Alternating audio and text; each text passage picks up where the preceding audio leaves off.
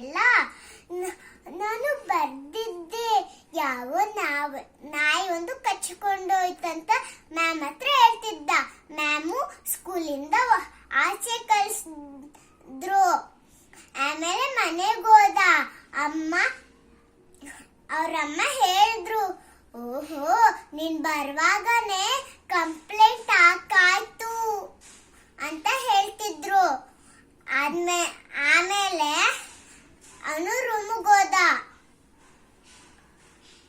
ಆಮೇಲೆ ಒಂದು ಸ್ಕೂಲಿಂದ ಮನೆಗೆ ಬರುವಾಗ ಒಂದು ಮ್ಯಾಜಿಕ್ ಪೆನ್ಸಿಲ್ ಸಿಕ್ಕಿತ್ತು. ಅವನು ಅದ್ರಲ್ಲಿ ಬರೀತಿದ್ದ, ಅದೇ ಬರೀತಿತ್ತು. ಆಮೇಲೆ ಸ್ಕೂಲಿಗೆ ಹೋದ. ಆಮೇಲೆ ಮ್ಯಾಮ್ ಹತ್ರ ತೋರ್ಸ್ದ. ಅವನು ನಾನೇ ಬರ್ದೆ, ಮ್ಯಾಮಿಗೆ ಶಾಕ್ ಆಯ್ತು ಅಂತ ಹೇಳಿದ್ರು. ಆಮೇಲೆ ಅವನು ಒಳ್ಳೆಯವನಾದ.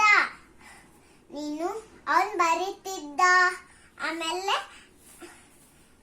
ಅವನು ಒಳ್ಳೆಯವದ ಆದ.